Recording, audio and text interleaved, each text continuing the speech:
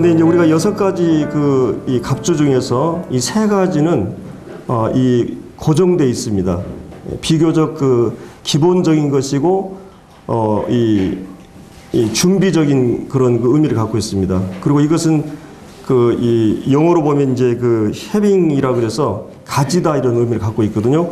근데 이제 나머지 여기 16절, 17절에 나오는 3가지는 좀 더 특별하고 적극적인 치열한 전쟁 때 쓰는, 여러분들이 전쟁을 하다 보면은 이렇게 막 총칼로 막 싸우다가 또 이렇게 이제 가끔은 휴전 상태, 소강 상태가 있죠. 그럴 때는 이제 기본적인 것은 그대로 있고 투구를 잠깐 벗는다든지 아니면 방패를 놓고 검을 놓는 것처럼 이렇게 기본적인 것은 그대로 비상시에 일어나서 활동해야 되기 때문에, 그러나 이 3가지는 좀 더 좀 자유로운, 여기서는 취하다, 이게 사용하기도 하고 잠시 놓기도 하고 이런 의미를 갖고 있습니다. 이 3가지는. 그래서 이제 거기에 이 16절에 나오는 이 모든 것 위에라는 단어가 그런 의미를 갖고 있어요. 그러니까 기본적인 것 위에 방패를 얘기해요.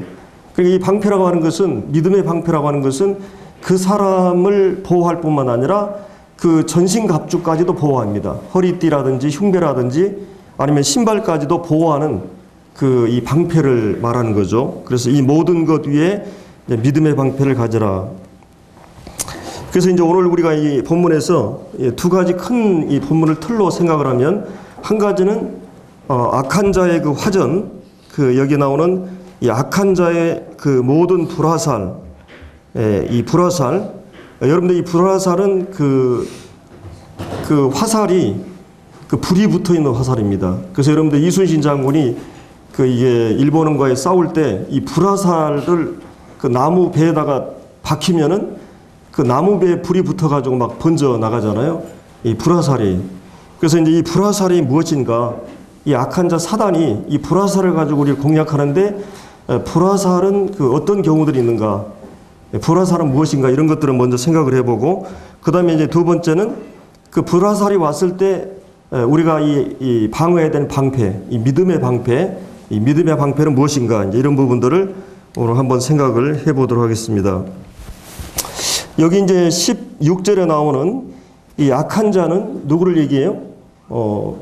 사단을 얘기하죠. 사단, 마귀. 이 사단은 하나님을 대적하고 거역하고 불순종하는, 이 반역한다는 의미를 갖고 있고, 이 마귀라는 단어는 정지하고 송사하고 고발하고 해방하고 참수하고 이런 의미를 갖고 있죠.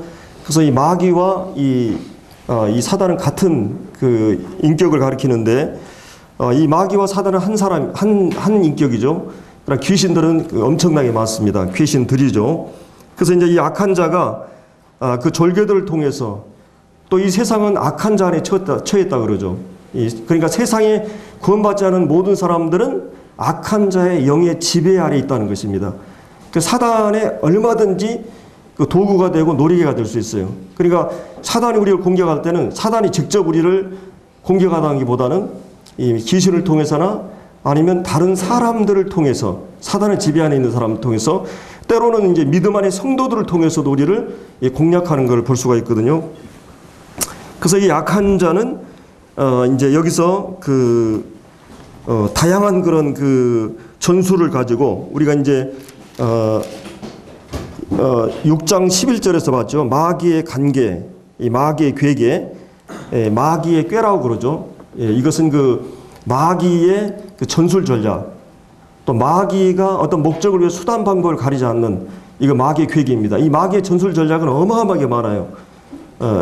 이 수백 가지가 됩니다. 근데 이제 우리가 그런 것들을 다 살펴볼 수 없고, 이 마귀가 괴계를 가지고 때로는 우리를 우는 사자같이 위협하고 협박으로, 이 공산권이나 이슬람권이라든지 이런 일제시대라든지 이런 어떤 이념이나 권력을 가지고 지금 북한에서도 이 그리스도인들이 지금 이렇게 지하 감옥에서 엄청 고생을 하죠.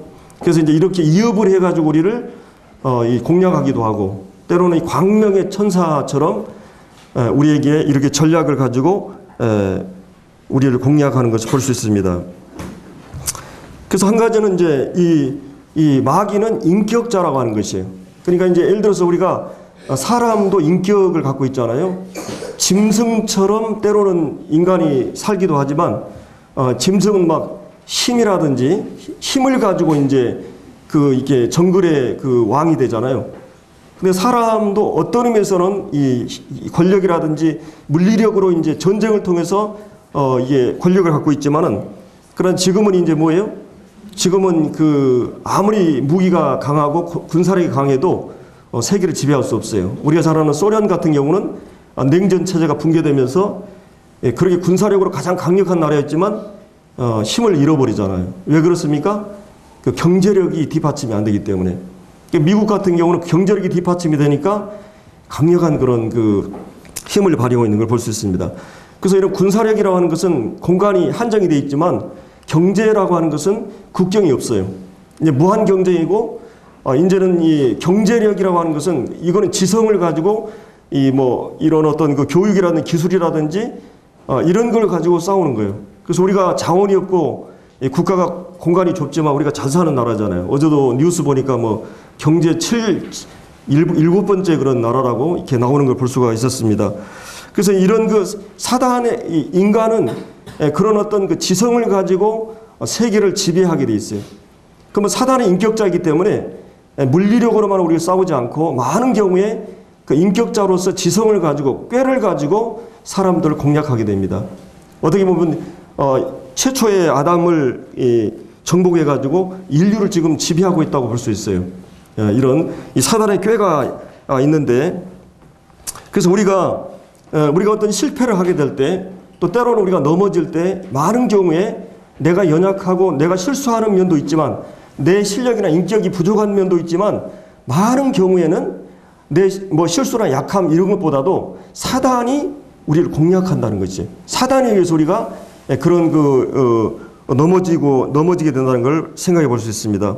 그래서 이 보통 성도들이 우리가 시험에 들거나 죄에 빠지게 되면 자신의 약함 때문에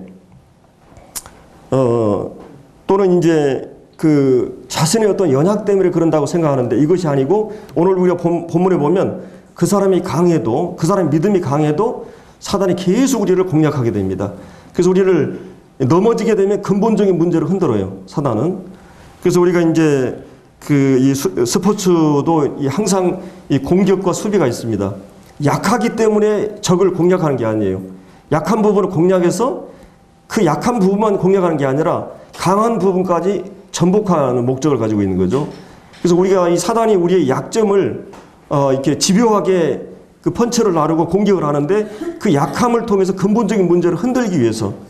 그러니까 어떤 의미에서 보면 사단이 우리를 공략한다고 하는 것은 때로 우리가 이제 절망할 수 있어요. 그러니까 절망한다고 하는 것은, 어떤 의미에서 이 그리스도인들이 절망한다고 하는 것은 이 부정적인 긍정적인 의미가 있거든요. 이 부정적인 의미는 절망하고 계속 절망 가운데 머무르면 안 돼요. 침체로 연결되죠. 사단의 목적은 거기에 있어요. 근데 사실은 절망의 뒷면에는, 절망은 왜 절망을 합니까? 나에 대해서 기대를 했기 때문이에요. 내가 이 정도밖에 안 되는가? 내 실력이 이거밖에 안 되는가? 내가 이것 때문에 흔들리고 넘어지는 걸 보면서 절망하는 것은 나에 대한 기대감이 있기 때문에 그래요. 사실은 근데 성경은 하나님께서 사단의 괴계를, 공격을 어느 정도 허용을 해야 돼요. 사단은 한 수밖에 보지 못해요. 하나님은 두 수, 세 수를 가지고 역사하십니다. 우리가 실패하도록 허락을 해요, 하나님은. 전략적으로. 그래서 절망하는데, 그 절망은 사실은 절망의 이면에는 교만이 있어요. 내가 이 정도 되는데, 내가 나를 의지하고 있는 거예요. 내가 이 정도 되는데 왜 나 이것밖에 안 되지? 근데 이 절망이라고 하는 것은 뭐예요? 절망은 우리로 하여금 나를 파악하게 해요. 아, 내가 이것밖에 안 되는 거야. 이것은 거기서 침체하고 거기서 좌절하는 것이 아니라, 그러기 때문에 주님이 필요하지. 그러기 때문에 주님이 필요하지. 그러니까 신앙생활은 구원받을 때도 그렇고 계속 믿음 안에서 신앙생활을 하는 과정에서도 주님이 늘 필요로 하는 거예요. 다윗이 강해서 이 골리앗을 이긴 게 아니고, 다윗은 무엇으로 나갔어요? 너는 칼과 단창으로 나에게 오지만 나는 만군의 여호와의 이름으로 나간다. 믿음의 방패는 바로 그거예요. 내가 내 실력이 있어서, 내가 잘나서 이런 게 아니에요. 그건 다 패배해버립니다. 그리고 패배하도록 하나님이 의도하시고 허용하셔요. 왜냐하면 우리가 나를 의지하게 되면 절대 이길 수가 없거든요. 이 싸움 자체가. 예를 들어서 우리가 양이에요. 그러니까 우리는 구원받기 전에, 타락하기 전에도 양이었고 구원받고 나서도 우리는 양이에요. 양의 존재로는 뭐예요? 양은 내 실력이나 힘으로 공격하고 방어할 능력이 없어요. 공격하지도 못하고 방어하지도 못하는 양의 실존이에요. 그래서 우리는 어린아이가 되라. 이 말은 어린아이는 내 실력으로 내 힘으로 하지 않는 것이 어린아이예요. 주님을 동원하고 부모를 동원하고 목자를 동원한 게 양의 지혜예요. 그러니까 양이 뱀같이 지혜로우라는 말은 목자를 끌어들일 수 있는 그 지혜를 갖고 있어요. 그러니까 주님을 끌어들이는 이 싸움에서 주님을 끌어들이는 것을 지혜라고 그래요. 그것이 어떤 분별력이고 통찰력이에요. 내가 내 실력으로 힘으로 하는 사람은 다 이제 패배하게 됩니다. 그래서 이 어린 양은 목자가 있으면 안전해요. 목자를 끌어들이면 언제든지 공격과 방어가 가능합니다. 그래서 오늘 이 싸움에서는 내 실력으로 싸우는 게 아니에요. 하나님이 준비한 전신갑주, 복음 안에 나타난 진리들을 활용하는 것이에요. 내가 포크레인을 움직이지 못하고 하늘을 나를 수도 없어요. 바다를 걸을 수도 없어요. 그런데 내가 이 비행기를 활용하고 배를 활용하고 포크레인의 작은 기계들을 활용할 수 있는 법만 알면 되는 것이죠. 하나님의 힘을 동원하고 하나님의 지혜를 동원하고 이 마귀는 이길 수가 없어요. 제가 요즘 이제 드라마 감격시대라고 재밌게 보고 있는데 그 드라마에 보니까 이제 우리나라의 전 역사의 가장 싸움꾼의 1인자로 이 신하손이 아마 이성순이라고 이분을 꼽거든요. 그분 일본 사람들하고 싸워서 이 40명을 상대로 해서 이제 이겼다고 하는 그런 전설적인 그런 싸움꾼입니다. 남한에서는 이제 김도한을 야인 시대에 우리가 보았죠. 근데 이번에 감격 시대에서는 이제 북한의 신의주의 훌륭한 이 신하손이 우리나라 전 일본과 뭐 중국과 우리 한국계 이 싸움을 해서 져본 적이 없는, 그리고 자기가 실력이 어느 정도 되는가, 싸움을 잘하는 사람들이 있다면 쫓아가서 자기를 실험해보고 확인한 이런 싸움꾼인데, 이분이 일본 이 조직하고 이제 일본은 이제 검술이잖아요. 검색하고 싸우게 되면 굉장히 불리하잖아요. 그래서 이 사람하고 이제 싸우기 위해서 낭만 시대의 주먹들은 거의 이제 무기를 사용하지 않고 주먹으로만 이게 싸우는데, 검하고 싸우는 건 거의 뭐 불리하잖아요. 근데 이제 독립군 가운데 한국의 검술의 아주 1인자인 아주 한국 안에서도 검술이 뛰어난 그 사람한테 가서 이제 한 수를 배웁니다. 근데 이 검이라고 하는 것은 발과 손보다는 빠르지 않다는 거예요. 그래서 얼마든지 공간이 형성이 되면 이제 할 수 있다면서 이제 이 본능적으로 이 싸움 기술을 갖고 있는 사람인데, 그 사람이 이제 해가지고 이제 그분이 마지막 검에 찔리기까지 했는데, 실제 이 둘이서 주먹으로 할 때는 이제 신하손이 이기게 되죠. 이제 뒤로 이제 검으로 하니까 이제 마지막 찔리게 되는데, 자, 이런 거를 보면서 계속 그 사람들은 다 강하지만 그 사람의 약점을 공략을 하는 것이에요. 그래서 약점을 공략하는 목적은 뭐예요? 그 약점을 통해서 그 전체를 무너뜨리게 하는 것입니다. 그러니까 사단도 우리에게 이 공략을 할 때는 우리의 약점을 계속 집요하게 공략을 하고 그걸 통해서 우리 전체를 넘어지게 하기 위한 것이에요. 이런 목적을 가지고 이 공략하는 걸 볼 수 있습니다. 그래서 이제 성도들이 실패하게 되면 이 모든 문제는 나 때문이라고 생각을 하게 돼요. 물론 어떤 의미에서 그것이 맞을 수 있지만은 우리가 정당하게 바르게 살아가도 사단이 우리를 공략한다고 하는 것을 우리가 이제 기억을 해야 됩니다. 그래서 내가 이렇게 어리석고 아직도 나는 멀어 있고 나는 여전히 죄와 세상을 사랑하고 내가 신자인가 하는 의무를 갖게 하는 이런 공략으로 나가는 걸 볼 수 있습니다. 그래서 이제 이것이 이제 우리 안에 언제만 일어나냐면 여러분들이 기도하거나 말씀을 보거나 예배를 드릴 때 가장 이 어려움을 당하는 것은 뭡니까? 바로 이 집중력을 흐트러놔요.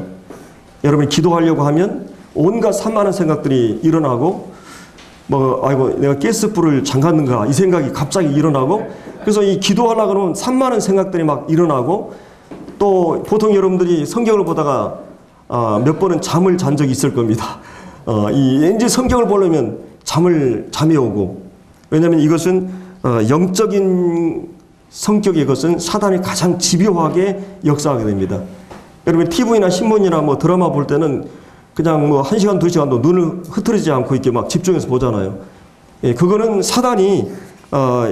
사단은 이제 사단이 좋아하는 것을 하게 되면 절대 방해하지 않습니다. 졸음이 오지 않고 딴 생각이 들지 않고 정말 달고 오면 이런 것을 보게 되는데, 이상한 것은 성경이나 아니면 기도하려고 하면 사단이 집중적으로 공격하는 것을 우리가 생각해 볼 수 있습니다.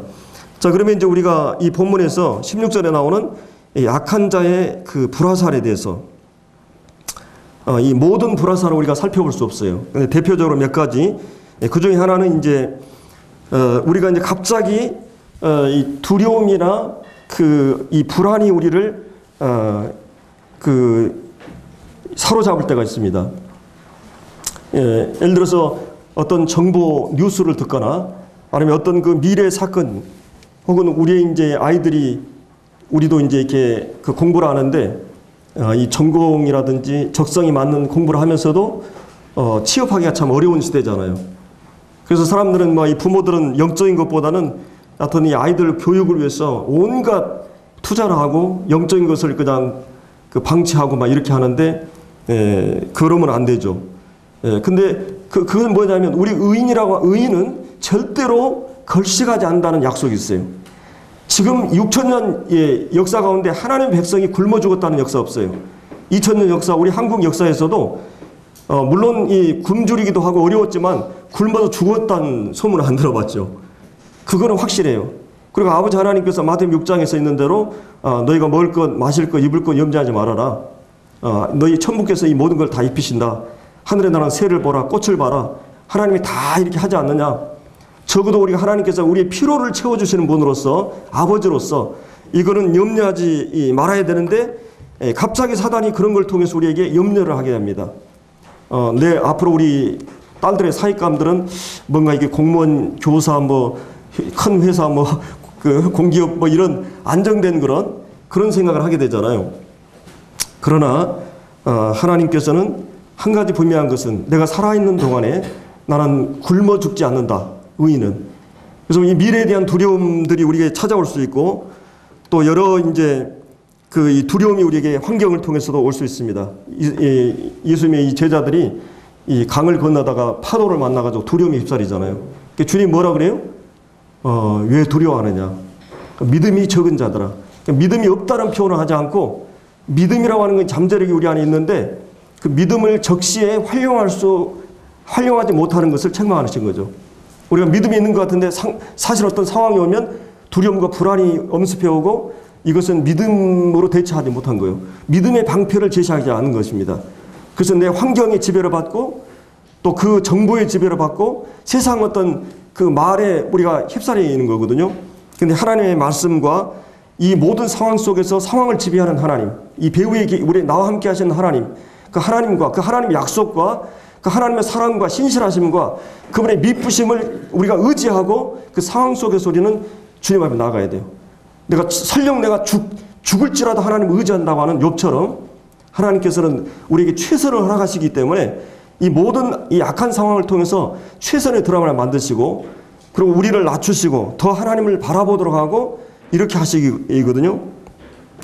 그래서 이제 이런 이제 두려움을 통해서 우리를 불화살이 찾아오기도 하고, 또 이제 의심이 오기도 합니다. 이 하나님 말씀에 대해서, 하나님의 존재에 대해서 사단이 갑자기 우리에게 의심의 불을 던지기도 해요.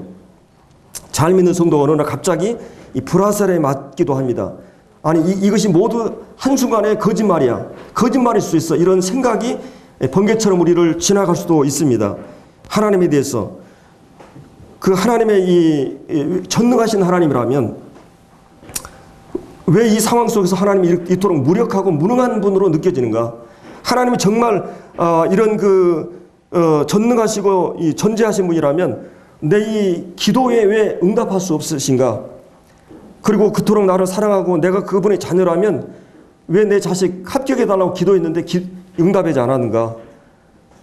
이런 갑자기 우리가 기도하는 것에서 응답이 지연되고 응답이 되지 않고 이 상황 앞에서 우리는 이 사단이 이런 그 생각을 집어넣을 수가 있습니다. 사단의 생각을 통해서 역사해요. 그래서 그리스도인들은 생각이 무기 최고로 활용할 수 있는 이 선한 그 도구도 되고 악한 도구도 돼요. 이 가룟 유다가 그 마음이 한쪽으로 기울어지고 해서 사단이 예수를 팔려는 생각을 집어넣었어요. 그래서 우리가 모두 우리에게 날아오는 생각이 다 이게 영적인 생각이라고 생각하면 안 됩니다. 또 사도 바울 같은 경우는 내가 생각컨대 이 고난과 환난과 시련 가운데 어마어마한 이 힘든 상황에서 그런 생각을 굴렸어요. 생각을 통해서 영적인 진리들을 하나님에 대해서 그리고 역사에 대해서 이렇게 생각했어요. 하나님은 이런 분이야. 그리고 그 생각을 통해 정리를 하게 됩니다. 그리고 이제 이 예수 그리스도를 생각하라. 깊이 생각하라. 예수 그리스도를 바라보라. 이런 말씀들을 우리가 하는 걸 볼 수 있어요. 열심히 공부하고 있는 자식이 엄마한테 와가지고 엄마 인생이 뭐야? 이거는 너무나 철학적인 질문이고 한마디로 요약할 수 없는 질문이잖아요. 근데 가끔 그런 엉뚱한 질문을 던질 때 야, 숙제나 열심히 해. 이런 것처럼 우리 그리스도인들에게도 갑자기 사단이 인생이 뭐야라는 질문을 생각을 통해서 이렇게 집어올 수 있습니다. 그때 하나님 우리에게 답하신 것은 너무나 이 막연한 것은 다 해석하거나 설명할 수 있는 시간이나 공간적으로 불가능해요. 너는 오늘 하루 말씀을 볼 일을, 기도할 일을, 삶을 살 일을 충실히 하라. 이렇게 대답할 것입니다. 그리고 또 이제 이런 의심을 통해 역사하고 또 한 가지는 불경한 생각들이 우리에게 흘러 들어올 수 있습니다. 이 불화살이 하나님에 대해서 모독적인 생각이 일어날 수 있어요. 도무지 입에 올릴 수 없는, 그래서 신성 모독적인 그 말들이 우리 안에 일어날 수 있어요. 하나님의 자녀가 어떤 데 그냥 일이 안 돼가지고 풀리지 않으니까 여러분 그런 경우도 제기랄 이런 이 말이 하나님 앞에서 예를 들어서 막 날씨가 막 뒤틀리게 되면 아이고 제기랄 그것은 이 역사와 섭리와 모든 걸 주관하는 하나님에 대해서 불만과 불평과 신경질적인 것들이 결부되어 있는 말입니다. 이게 사단의 불화살이에요. 내가 사단의 도구, 사단의 놀이개가 되어 있다. 내가 왜 이럴 수가 있을까? 이럴 때 진짜 내가 진짜 신자인가? 어떻게 내가 이런 마음을 하나님께 토할 수 있을까? 그것이 근본적으로 사단이 이런 불화살을 가지고 우리를 공략하는 것입니다.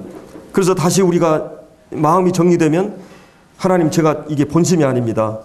내가 어리석고 철이 없고 철이 없는 비명에 불과합니다. 정말 주님 제가 회개합니다. 그런 경우들이 우리에게 있었을 겁니다.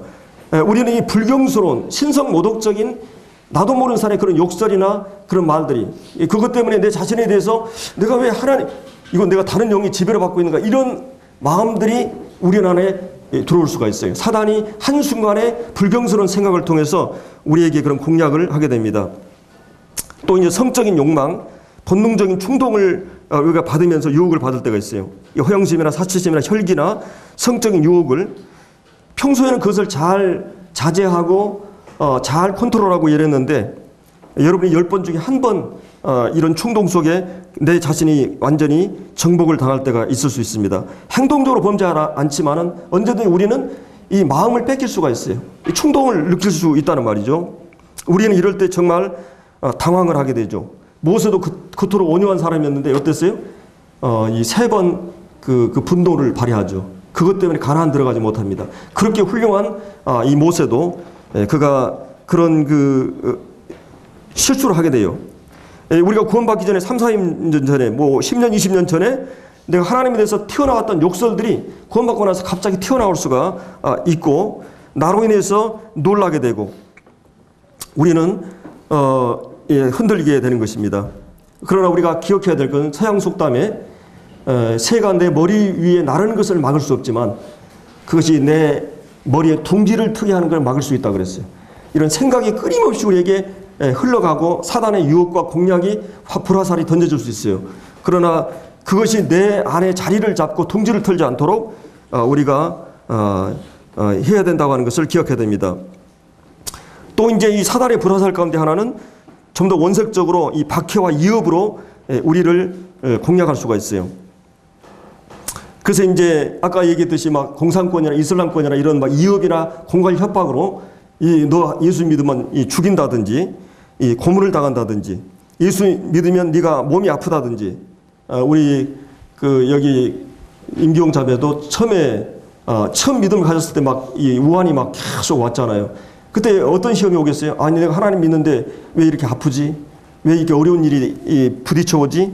집안일이 어려워지고 이런 또 이제 우리가 주님 믿기 때문에 우리는 이 조롱과 왕따와 불이익을 당하고 진급에 방해가 되고 이런 끊임없는 네가 예수 믿기 때문에 이렇게 될 수 있다고 하는 이 사단의 생각을 통해서 공략이 들어오게 되는 것입니다. 그때 우리가 이제 이 믿음의 방패를 그때 써야 된다고 하는 것입니다.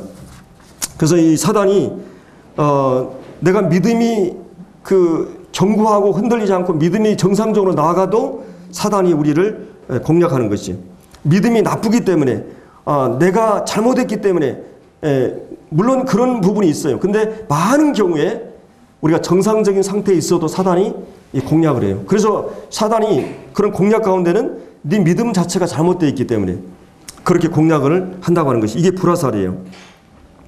욥의 경우도 그가 하나님 앞에 정상적이었지만 사단이 이 어려움을 당할 때 하나님에 대해서 원망하도록 공격을 하는 것을 볼 수 있습니다. 그래서 이제 우리가 공격을 안 받으면 평안할 것 같은데 그렇지도 않아요. 하나님께서는 공격을 안 받게 하는 것이 아니라 하나님은 그 공격을 허락하셔요. 놔둬요. 우리는 일반적으로 사단이 우리를 막아주라 이렇게 기도를 많이 하잖아요. 근데 그렇지 않습니다.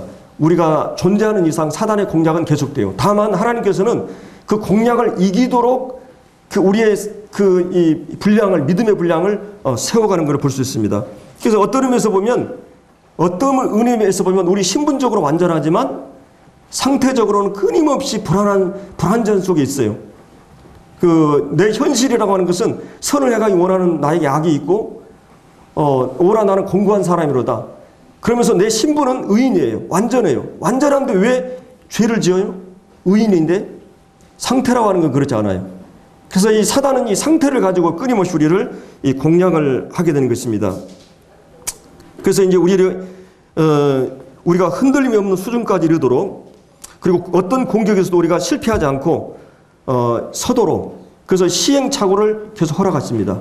나무가 이 고난이나 환경이 어려움이 올 때 막 흔들리면서 어떻게 됩니까? 금이 가고 막 이러면서 뿌리가 견고하게 내려집니다. 그래서 하나님께서 우리는 그 사단의 모든 공략이나 이런 걸 허용을 하시고 그 가운데서도 우리의 믿음을 절망을 계속 반복하면서 시행착오를 계속 반복하면서 실패를 반복하면서 이제 견고하게 서게 돼요. 어린아이가 걸음마를 배울 때 포기합니까?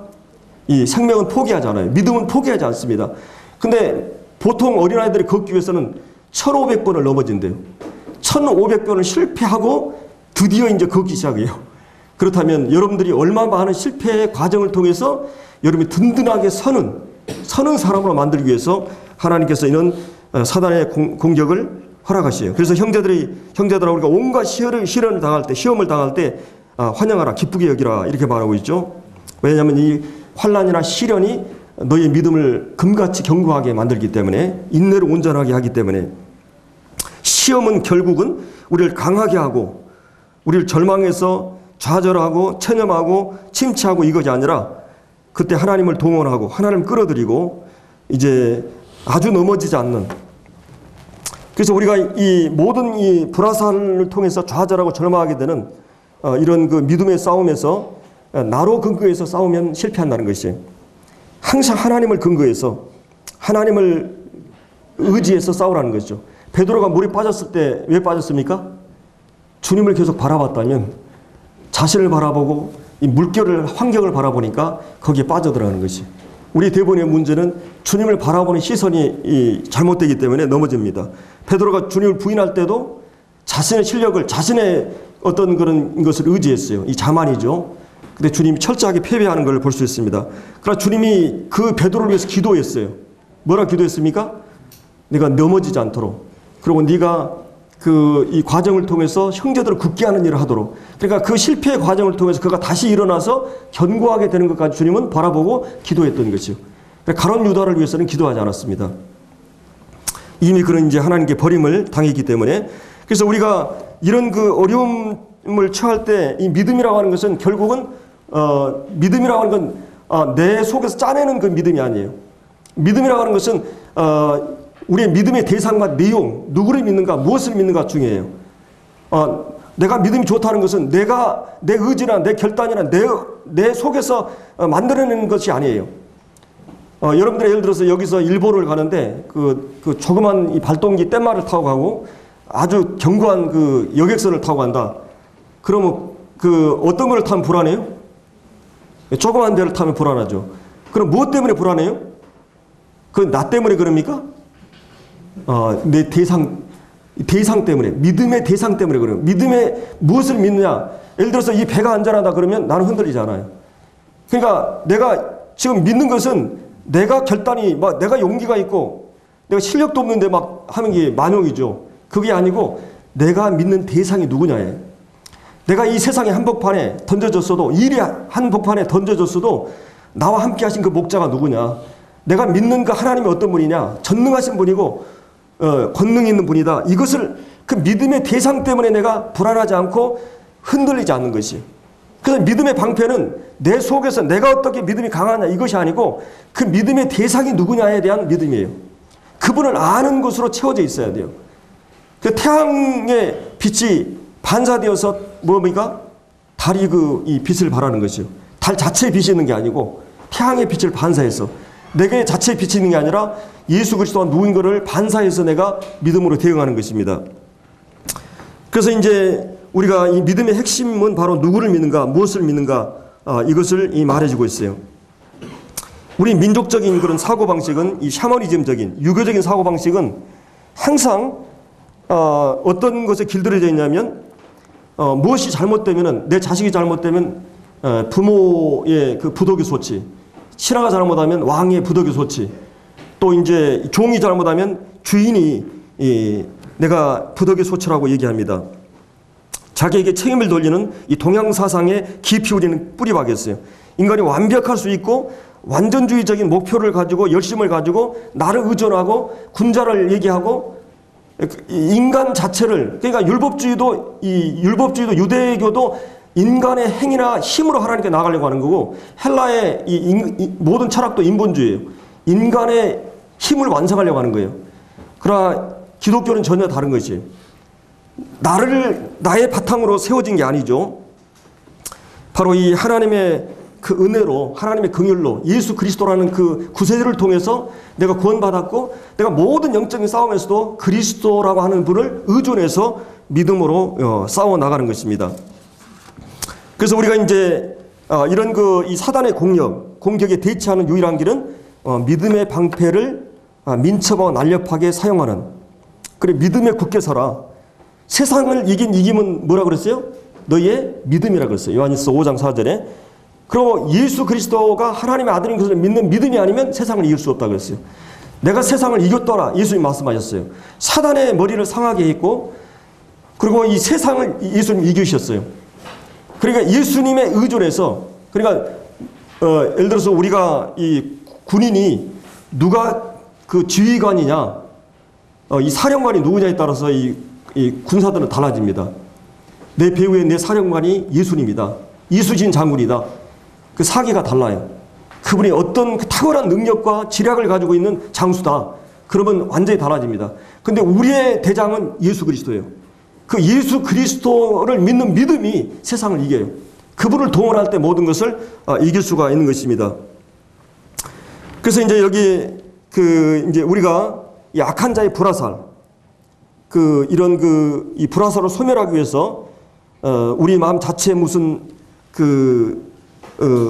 선한 것이나 악한 것, 모자람 이런 문제가 아니라 바로 예수 그리스도라는 그 능력을 항상 동원하는. 그래서 이제 이 나로부터 무엇을 끌어내려고 하는 건 항상 힘듭니다. 그래서 우리가 이런 그 불화살을 맞고 내가 신자가 아닌가 보다, 내가 무슨 생각을 이런 실수를 할 수 있을까, 그래서 어떻게 이런 내가 교회에 나갈 수 있어? 어떤 내가 이렇게 기도할 수 있어? 이렇게 좌절하게 하고 그것이 목표예요, 사단은. 그래서 이것을 이기기 위해서는 믿음의 방패가 필요한 것입니다. 그래서 이제 우리가 이 나로 인해서 절망하고 나로 인해서 좌절하는 그런 것들을 우리가 이제 보게 되는 것입니다. 그래서 우리가 이제 마지막으로 우리 로마서를 한번 잠깐 보겠습니다. 로마서 4장.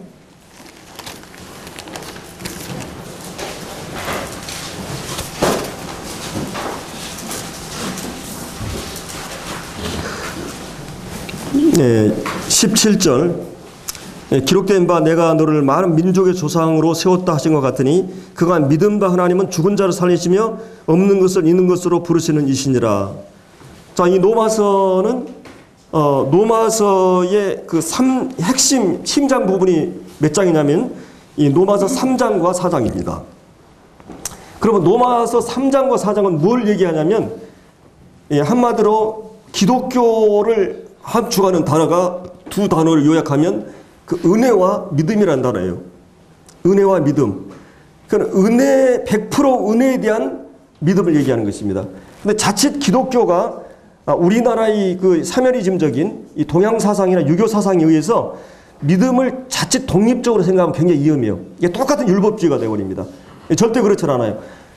우리가 구원받는 데는 믿음으로 구원받는다는 말에는 내 독립적인 그런 믿음이 아니라 하나님이 100% 이룬 은혜를 마음으로 지적으로 동의하고 이 깨닫게 되고 지성으로 이 감정적으로 마음으로 동의하고 의지적으로 의뢰한다는 것이에요. 어린아이들은 부모를 의지해요. 왜 그렇습니까? 파악을 해요. 내가 내 실력이나 힘으로는 안 된다. 그러니까 부모님을 전적으로 의지해요. 양이 그 목자를 의지하는 것처럼 내가 그걸 깨닫게 되고 동의하게 되고 그 다음에 그래서 내가 의지적으로 의지하게 되는 거예요. 의뢰하는 것입니다. 이 의뢰하는 거예요. 믿음은. 그런 것처럼 그러면 은혜라고 하는 말은 그 100% 은혜라는 말과 믿음이라는 말은 100% 같은 말이에요. 그러니까 내 자신의 어떤 이 배제되고 그럼 이거는 유대인들이 얼마나 그럼 믿음이 좋았어요? 하나님을 향한 열심이 얼마나 특심했습니까? 그러나 하나님 계시를 따르지 않았어요. 가인의 충성은 얼마나, 그러니까 우리가 생각하는 믿음이라고 했을 때는 가인이 얼마나 하나님을 위해서 충성을 다했느냐, 지성을 다했느냐, 지성이면 감천이다. 뭐 이렇게 지극히 정성을 다해서 했는데, 그래 가인은 하나님 버림을 당했어요. 아벨은 용납받았어요. 그러면 사마리아 여인이 신령과 진정으로 하나님께 예배드리라고 했을 때, 이 사마리아인들은 진정으로 했어요. 열정과 마음을 다해서 종교적으로 했어요. 그러니까 이들은 하나님 원치 않은 예배였어요. 근데 이 유대인들은 하나님의 계시를 진리를 따라 했는데 진정성이 없었어요. 그러니까 우리의 믿음이라고 하는 것은 하나님의 계시, 하나님의 은혜의 100% 계시를 마음으로 동의하는 게 믿음이에요. 그냥 믿음이 독립적으로 하는 거 굉장히 위험한 믿음이에요. 그래서 이제 로마서 3장과 4장은 믿음에 대한 설명이에요. 한마디로 얘기해서 믿음으로 구원받는다 그 말은 내 행위를 강조하는 게 아니라 이것은 하나님이 이루신 그 일을 내가 의뢰한다는 의미였어요. 믿음이에요. 3장 전체가 그 율법과 믿음, 행위와 믿음을 계속 대조하고 있습니다. 그리스도 예수 안에 이루어진 그 사실을, 하나님이 준비한 그 의의를, 그것을 믿음으로 우리가 의롭다함을 얻는다. 믿음에 대해서 계속 설명했어요. 그리고 4장 전체에서도 그러면 구약 성도들은 어떻게 구원받았느냐? 바로 믿음으로 구원받았다. 아브라함도 그렇고 이삭도 그렇고. 그러면서 이제 여기 17절에 아브라함에 대한 믿음을 설명하는 거예요. 자, 내가 너를 많은 민족의 조상을 세웠다 하신 것 같으니, 거기 이제 그 18절에 보면 하반절에 민족의 조상이 되게 하라 하십니다. 그러면 이 말은 어떤 말인 줄 아세요? 어떤 할머니 할아버지가 이제 완전히 이제 자식도 나고 평생 불임이었고 이제 죽을 날을 기다리는 할아버지 할머니한테 가가지고 할아버지 할머니 앞으로 할아버지 할머니를 통해서 자식이 낳고 그 자식이 바다 모래처럼 하늘의 별처럼, 하늘의 별하고 바다 모래수하고 거의 비슷하대요. 이 과학자들이 이렇게 될 것이라고 얘기했을 때 그 말을 아브라함이 어떻게 했어요? 자, 이것은 어떤 말과 같으냐면 그 믿음과 하나님은 죽은 자를 살리시며, 그러니까 하나님은 실제 이 아브라함은 이삭을 드릴 때 죽은 자를 살리는 하나님의 능력을 믿었어요. 부활의 믿음을 갖고 있었어요. 그리고 이제 17절에 보면 없는 것을 있는 것으로 부르시는, 무에서 유를 창조하는, 여기서 이 얘기하는 것은 아브라함은 창조의 믿음, 무에서 유를 창조하는 창조의 능력을, 부활의 능력을 믿었다는 말이에요. 그리고 이제 그 현실적으로 뭐라 그랬어요? 이 8절에 바랄 수 없는 중에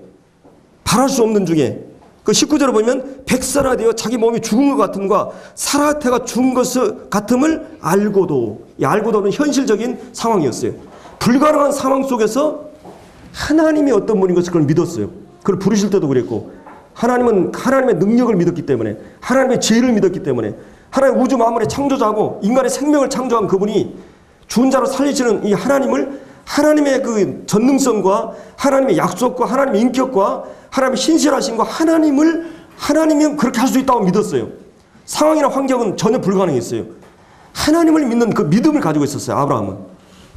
그리고 이제 이 후손이란 말에는 두 가지 의미가 있어요. 한 가지는 육신적인 후손이 하늘의 별과 땅에 이렇게 많이 번식할 걸 믿었지만, 갈라디아서 3장 26절에 보면 이 후손은 많은 후손이 아니라 한 자를 얘기하는데 그게 바로 그리스도라고 했어요. 그리스도를 통해서 영적인 후손이 또 이렇게 많아질 것을 그럼 믿었어요. 그래서 아브라함이 요한복음 8장에 보면 주님이 오실 것을 바라고 즐거워했다고 그랬어요. 메시아에 대한 믿음을 갖고 있었어요. 그러니까 아브라함의 믿음이라고 하는 것은 육신적인 거나 영적으로 메시아를 통해서 엄청나게 믿음의 후손이 생길 것에 대한 믿음을 가졌어요. 이 믿음을 지금 설명하고 있는 거거든요. 그래서 19절에 보면, 자, 이런 현실을 알고도 첫째는 뭐예요? 믿음이 약해지지 않았다. 그러니까 여러분 속에 믿음이 딱 들어가면요, 겨자씨가란 믿음이, 구원받은 성도는 믿음이 있는 것이에요. 믿음은 생명과 같은 거죠. 이 믿음의 그 씨가, 생명이 우리 안에 있어요. 이거 주님이 뭐 제자들에게 믿음이 적은 자요, 믿음이 약한 자요, 강한 자요, 믿음이 백부장은 믿음이 큰 자요. 이게 이제 믿음도 강하고 약하고 크고 적고 막 이렇게 표현해요. 왜 믿음이 없느냐 막 이렇게 말씀하잖아요. 근데 구원받은 성도는 이 아브라함이 가졌던 그 믿음의 씨가 우리 안에 있다는 것이. 근데 놀라운 사실은 이 믿음은 사실은 나도 설명을 못하겠어요. 한 가지 분명한 것은 어느 날 나는 이 하나님에 대해서, 하나님이 하신 일들에 대해서 믿어졌어요. 내가 짜서 내가 믿은 게 아니라, 내가 이렇게 막 이런 게 아니라 나는 믿어졌어요. 이게 하나님의 은혜예요. 이건 논리적으로 설명할 수 없어요. 나는 지금 믿고 있어요. 이 사실을 사실처럼. 그리고 절대적으로 이 천국이 사실이고 지옥이 사실이고 성경에 나오는 모든 말씀들이 믿어졌다고 하는 거예요. 믿어졌다고 하는 하나님의 은혜예요. 믿음이 아무 것이 이것이 아니라고 그랬어요. 아버지께서 이끌지 않으면 아무도 올 수 없다고 그랬어요. 물론 인간의 결단과 선택과 이것도 한쪽이 있어요. 그러나 한 가지 분명한 것은 또 한쪽에서는 내가 지금 믿고 있다고 하는 사실. 여러분, 믿음이라고 하는 게, 이 믿음은 뭐예요? 믿음이 있는 이상 이건 죽지 않아요. 죽지 않는 믿음이에요. 이 생명은. 여러분 안에 그 믿음이 있어요. 근데 아브라함 안에 그 믿음이 있었어요. 근데 그 믿음이 뭐예요? 약해지지 않았다고 하는 것이에요. 여러분, 한번 여러분 속에 심어진 그 믿음은 절대로 약해지지 않습니다. 물론 약해질 뻔해요. 시행착오 실수를 해요. 그러나 그 믿음이 그걸 거듭하면서 믿음이 어떻게 된 줄 아세요? 커갑니다. 기간이 길고 짧고 그 차이는 있지만, 그 다음에 20절에 믿음이 없어 약속을 의심하지 아니하고. 여러분, 의심이 없습니까? 그 약한 믿음이 강해지고 의심의 믿음이 어떻게 되냐면 견고해진다 그랬어요. 이 믿음으로 견고해져서, 그러니까 하나님으로 믿는 것처럼 하나님을 기쁘시게 하는 게 없고 하나님을 영화롭게 하는 게 없어요. 하나님을 가장 영화롭게 하는 게 뭐냐? 하나님을 믿어주는 거예요. 여러분, 그냥 하나님 믿어주십니까? 믿음이 없이는 하나님 기쁘시게 못한다 그랬어요. 근데 우리는 얼마나 삶 속에서 내 제한과 내 그 어떤 이성이나 사이즈로 하나님을 판단하고 그래요. 내 잣대로 다 막 재가지고 막 활동해요. 여러분, 하나님이 어떤 분인지 아세요? 아브라함 그 믿음이 있었어요. 우리에게도 그 믿음이 있어요. 견고해서 하나님께 영광을 돌리며 약속하신 것을, 하나님이 이 아브라함이 약속하신 그 엄청난 사건이잖아요. 능히 이루실 줄을 확신했다. 이 믿음은 계속 연약했지만 확신 단계에 이르게 됩니다. 여러분은 분명히 구원받았다면 어느 날 여러분이 주님 만나는 그날을 여러분 확신에 이르게 될 것입니다. 이 확신일 때 우리는 평안이 있고 담력이 있어요. 근데 여러분이 연약한 그 믿음이 계속 말씀을 듣고 실현을 다하고 시행착오의 과정을 겪으면서 이 믿음은 더욱더 견고해지는 믿음으로 자라가는 것입니다. 그러므로 그것이 뭐야 해서 아브라함이 하나님을 믿으니까 그 믿음을 뭐라 그랬죠?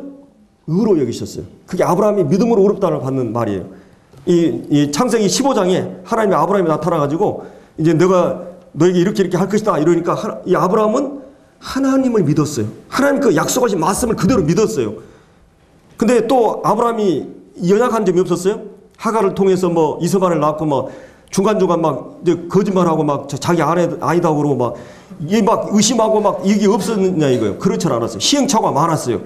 근데 결국은 이삭을 드리는 믿음으로 확신에 이르릅니다. 여러분 안에 겨자씨라는 믿음이 있다면 그 믿음은 많은 시련의 과정을 통해서 결국은 확신에 이를 것입니다. 그 믿음이 우리 안에 있어요. 이 놀라운 믿음을 하나님 우리에게 주셨어요. 그래서 그 믿음을 그런 의로 여기셨다. 그래서 23절에 그에게 의로 여기셨다 기록된 것은 아브라함만 위한 것이 아니다. 아브라함만 그런 것이 아니라 그 다음에 이제 24절에 의로 여기심을 받은 우리도 똑같은 아브라함의 믿음과 우리도 똑같은 믿음으로 이해합니다. 곧 예수 우리 주를 주냐하면서 살리신 이를 예수님이 죽은 자 가운데 살리신 이 하나님을 우리는 믿습니다. 이 하나님을 믿어요. 이 말씀을 믿어요. 여기에 우리 인생을 걸고 내 모든 목숨을 걸어요. 이 말씀이 모든 것의 기준이고 기초예요. 이 약속의 말씀. 그리고 믿음은 어디서 나와요? 믿음은 들으면 그리스도의 말씀으로. 말씀의 근거에서 믿음이 나와요. 말씀을 듣지 않고는 하나님이 어떤 분인 걸 알지 않고는 믿음이 생기지 않아요. 그렇기 때문에 이 하나님의 어떤 분인 걸 다 얘기한 게 이 말씀입니다. 그래서 예수는 우리의 범죄함을 그 때문에 내어줌이 되었고 우리 죄 때문에 이 죄를 처리하기 위해서 십자가에 내어줌이 되셨고 주님은 자기 생명과 자기 사랑하는 아들을 내어주셨어요. 이 하나님의 사랑 내어줌이 되었고 그 다음에 우리를 의롭다 하시기 위해서 우리가 죄인이 아니고 이제 의롭다고 선언하기 위해서 예수 그리스도를 살아내셨어요. 예수님이 죽었고 끝나버렸다면 뭐 다른 사람이 어떤 사람이 나 인류를 위해서 죽은다 그러고 죽었는데 끝나버렸어요. 그러면 아무런 의미가 없죠. 그분이 부활하심으로 그분이 하나님의 아들 되심을 입증했고 부활하심으로 구속이 하나님에 의해서 이루어졌고 하나님에서 인준된 이건 인정된 하나님이 사인한 하나님 만족한 이 구속이 된 것이요. 이 부활을 통해서. 그래서 이제 이 아브라함이 가졌던 그 믿음이 우리에게 있는 것이에요. 이 믿음으로 이 믿음의 방패로 우리가 싸워야 됩니다. 그래서 크고 작은 싸움들이 우리에게 계속 몰려와요. 이 환경이나 사건을 통해서 불화살이 옵니다. 그때마다 이 믿음의 방패, 이 약속의 말씀을 근거로 해서 하나님이 어떤 분인 것을 항상 믿고 그 예수 그리스도 안에 이루어진 이 구속의 의미들을 믿고 내게 이루어지는 신분은 절대 바꿔지지 않는다마는 내가 어떤 넘어짐과 실수를 해도 하나님 자신의 의지와 그 열심과 성품과 그 사랑을 가지고 구원한 우리를 우리의 어떤 실력에 의해서 좌우된 게 아니에요. 이 구원이라고 하는 것은.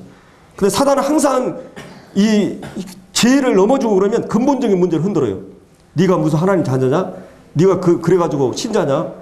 네가 그러면 천국 갈 수 있어? 그럼 며칠 나같이 좀 의심이 많은 사람 고민하고 좌절하고 막 잠 못 자고 왜 잠 못 자는 줄 아세요? 이게 사실이기 때문에 그런 거예요. 천국과 지옥이 사실이라는 믿음 때문에 내가 고민하는 것이에요. 구원 의심하지 않은 사람은 근본적으로 또 문제가 있을 수 있어요. 물론 자주 의심하면 안 되지만 이 하나님의 우리의 신분 자체를 막 흔들어요. 내가 하나님의 자녀라는 신분을 항상 생각해야 돼요. 거기에 변화가 일어납니다. 이 신분에 대해서. 그래서 우리가 믿음으로 이 믿음의 방패, 그 믿음의 방패를 위해서 끊임없이 우리는 뭐예요? 말씀을 읽어야 되고 우리 주님이 어떤 분이고 하나님이 어떤 분인 걸 말씀을 통해서 알게 되기 때문에 그래서 이 말씀과 기도, 제가 수요일 날 그런 얘기 했지만 말씀이 실제적으로 내 것이 되기 위해서는 기도가 필요하다. 기도는 이 호흡과 같다 그랬죠. 그래서 음식을 먹어도요, 그 호흡을 하지 않으면 나쁜 그 이산화탄소를 뿜어내고 모든 죄를 쏟아내는 게 기도죠. 그리고 좋은 산소를 들어 마셔야 그 산소가 영양분이 그 소화돼 가지고 간에 저장돼 있는데 그 소화된 영양분을 심장에 있는 피를 통해서 전 몸에 이렇게 배달합니다. 그래서 인슐린이 분비되면서 인슐린이 세포에다가 그걸 주입을 해요. 세포에다 주입이 되지 않고 그대로 흘러가는 게 이제 이 당뇨라 그러죠. 이 소변으로 다 영양분이 빠져버리는 게. 그래서 이 산소가 없이는 이 피가 움직이지 않습니다. 산소가 없이는 뭐예요? 말씀이 실제적으로 내 것이 안 돼요. 그러니까 기도 없는 말씀은 내 것이 안 될 수 있어요. 늘 기도를 해야만이 이 말씀이 내 것이 돼요. 인격이 되고 내 체질이 되고 삶이 되는 것입니다. 그래서 이 말씀과 기도가 없이는 우리가 이 믿음의 방패를 잘 알 수가 없고 활용할 수가 없게 돼요. 그래서 항상 우리가 이 믿음의 방패를 가지고 이 사단이 공략할 때 대응해가는 말씀으로 대응하는 우리가 되어야 되겠습니다. 기도하고 마치겠습니다.